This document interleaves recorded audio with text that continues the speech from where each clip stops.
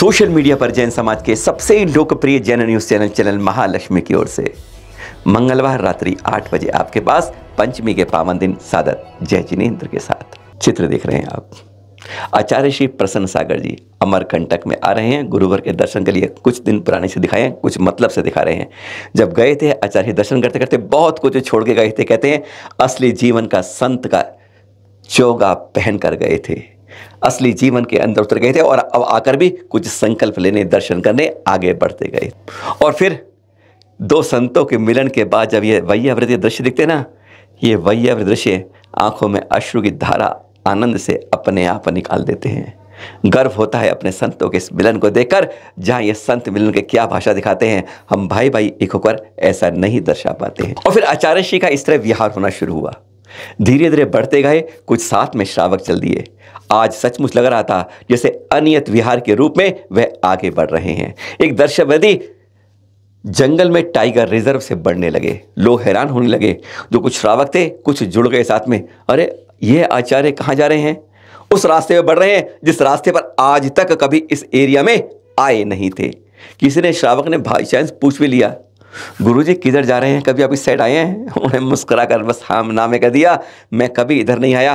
फिर इधर क्यों जा रहे हैं? ये जंगल है जानवरों का, खूंखार जानवरों का टाइगर रिजर्व है, चीते हाथी सब रहते हैं यहाँ पर। और मुस्कुरा कर पड़ गए थे। श्रावक देख रहे थे। उन्होंने कहा अब चिंता किस बात की, रहा अपने आप दिखाने वाला ऊपर है। आपको बताएंगे क्यों कहते हैं, वह भी बताएंगे आपको। सुनसान सन्नाटा था, जंगलों में किसी की आवाज नहीं थी। कभी कोई भयानक आवाज उठ जाती थी, कभी कुछ आवाज उठ जाती थी। पगडंडी सी बन रही थी कच्ची, जैसे कोई आगे ग्वाला वाला अपने रास्ते से चल जाता। बस उसी पगडंडी के सारे चलते थे। कहीं दो पगडंडी मिल जाती थी तो पता नहीं किस ओर मुड़ जाते थे। सब लोग भौंचक्के थे, घबराहट थी अंदर, आगे क्या होगा। कहीं कहीं जाकर पगडंडियां भी दिखना बंद हो जाती थी। तब पता नहीं कहां से श्रावकों को कहना है कि वहीं पर कोई एक बाल्टी दूध लेकर सामने खड़ा हो गया। आचार्य श्री सोच रहे थे कि किस साइड मुड़ना है। उसने कहा इधर से चलना है। और आगे आगे कुछ कदम चला और फिर वह रास्ते से पता नहीं कहां चला गया। उस जंगल बियान में किसी को कुछ दिखाई नहीं दिया। सकपका कर सब रह गए। अंदर कोई डर सा आवाज था, पर आचार्य श्री के कदम यूं ही बढ़ते जा रहे थे बगैर पगडंडी के दिशा की ओर। आगे कोई पगडंडी मिलती, उस पगडंडी पर चलने लगते।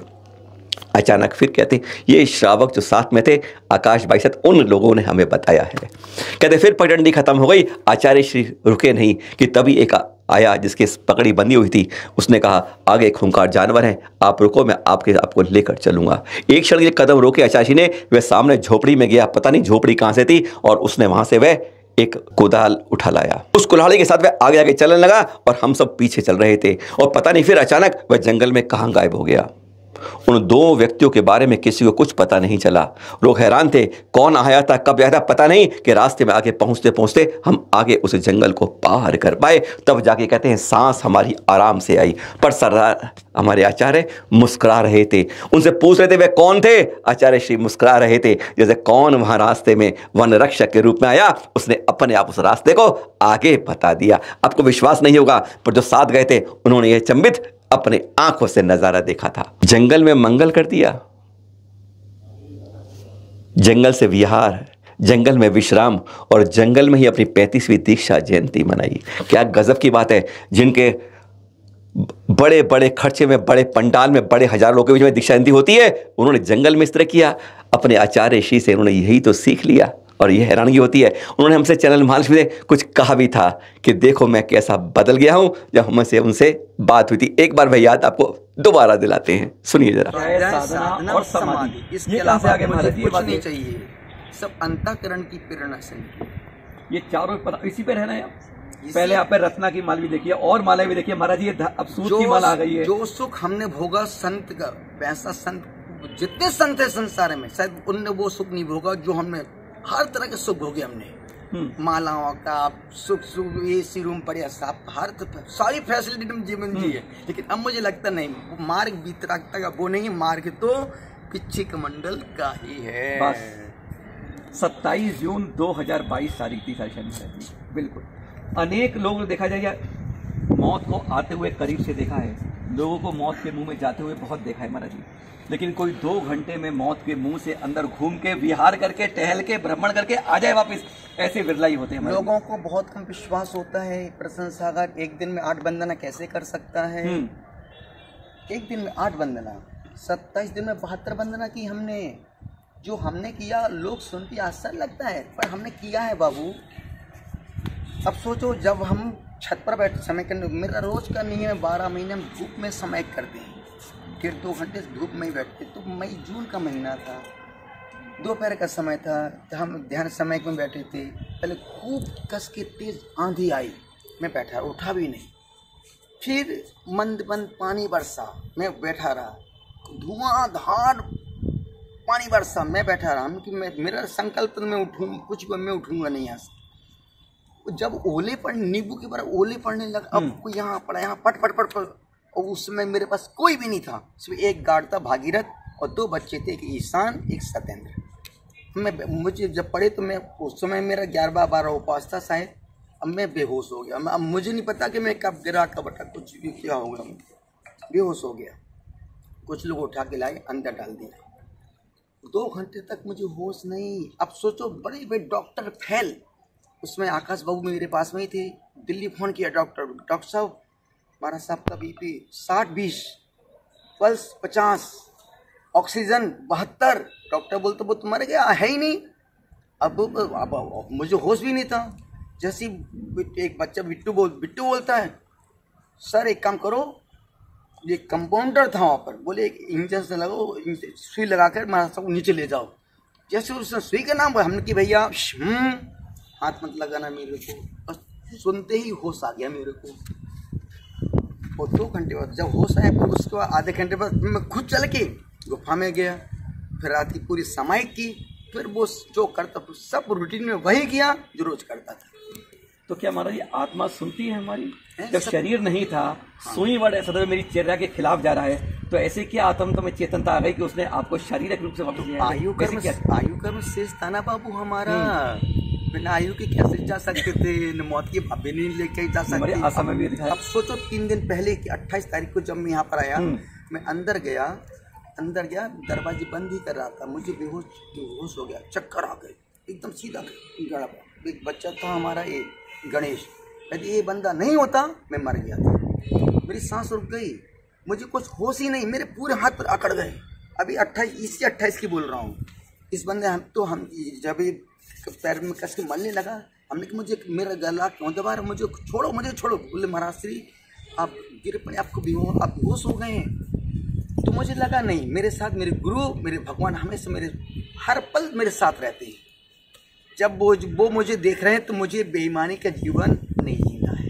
जब वो हर पल मुझे देख रहे हैं तो मैं क्यों ना उनके लिए जीऊँ। तो मुझे लगता है कि नहीं यार, मेरे साथ मेरा गुरु साथ में रहता है, भगवान की नज़रों में 24 घंटे में है। और मैं बहुत सुखी हूँ, मैं बहुत अच्छा हूँ। मेरी कोई इच्छा नहीं है, मेरी कोई लालसा नहीं, ना ख्याति की, ना प्रतिष्ठा की, ना अब उस दिन घोषणा की मोबाइल फोन सब छोड़ दिया। अन्यथा हम जैसे सुविधा भोगे, हमने बोला ना कोई सुख नहीं जो हमने भोगा नहीं हो। अब मोबाइल भी स्टैंडर्ड के मोबाइल 2.5 लाख 3 लाख रुपए वाला, भाई महाराज तो महाराज जैसे यूज करेंगे ना बाबू। कौन हम 10-20 हज़ार का है, हाथ नहीं लगाना अपने को, वैसा पुण्य भी हमारा है। तो वो एक क्षण में सब कुछ साइड दर के अंदर। तो हमने बोला हम किसी में लिप्त नहीं है, हम जिस क्षण चाहे हम वो उस समय कुछ भी कर सकते हैं। सारे वक्त यही परेशान है महाराज जी। ऐसे जिन सुनसान जंगल से निकल के कहते हैं सबकी जान में जान आई थी, पर आचार्य श्री में कोई फर्क नहीं पड़ा था।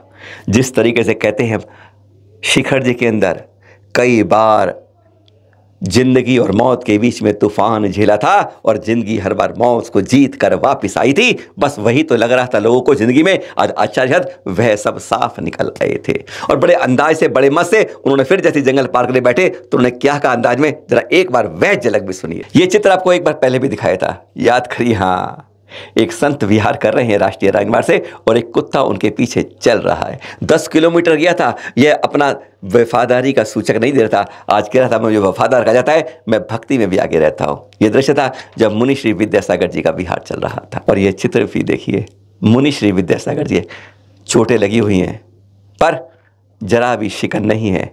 मुस्कुरा के कुछ कह रहे हैं, क्या कह रहे हैं बताएंगे आपको।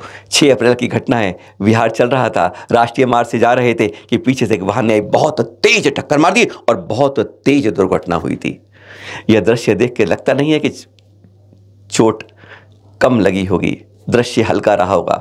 बहुत गंभीर रूप से टक्कर लगी थी, वाहन मार के 9-2-11 भाग गया और एक बार फिर वही कहानी लिख दी जो हमेशा होती है ये हमारे संतों के साथ। इसी महीने में पिछले 30 दिन में यह तीसरी दुर्घटना की निशानी एक और लिख दी गई। मुनीष ने स्पष्ट कह दिया, कर्म महान होता है पर जब धर्म होता है कर्म छोटा पड़ जाता है उसके सामने, और जब धर्म मजबूत होता है, निष्ठा भक्ति तजी होती है तो ध्यान रहे बड़े से बड़ा उपसर्ग भी छोटा हो जाता है।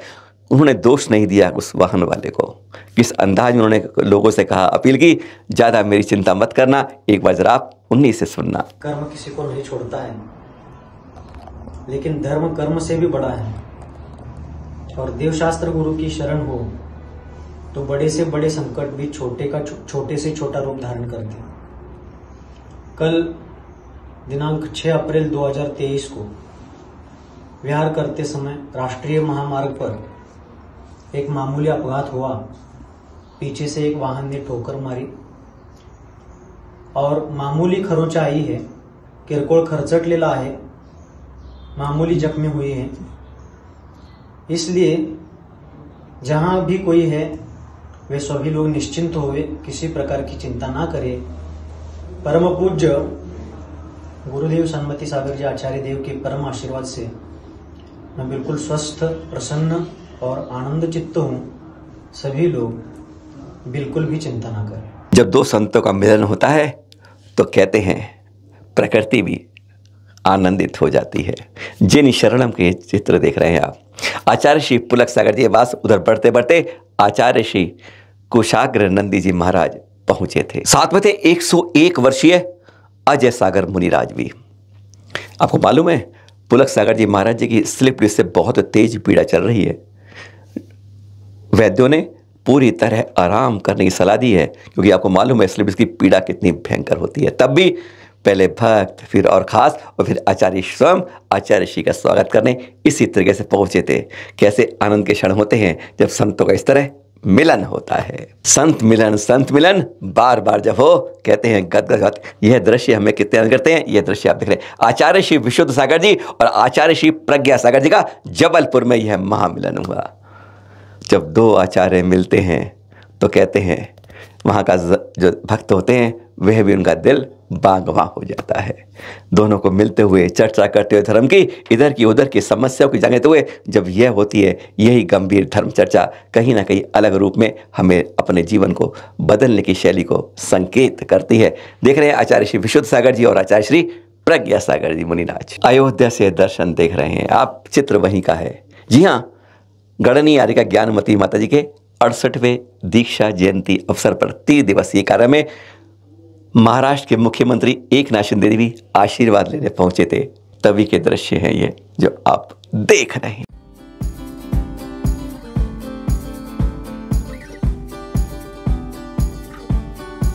देख रहे हैं ना आप, क्या दृश्य है।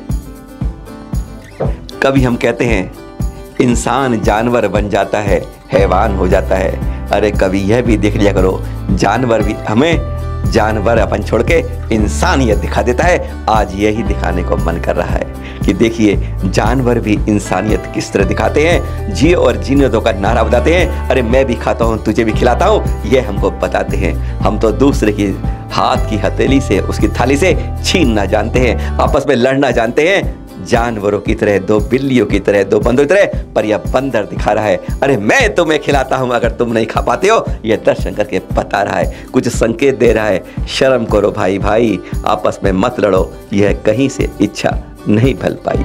सादर जय जिन।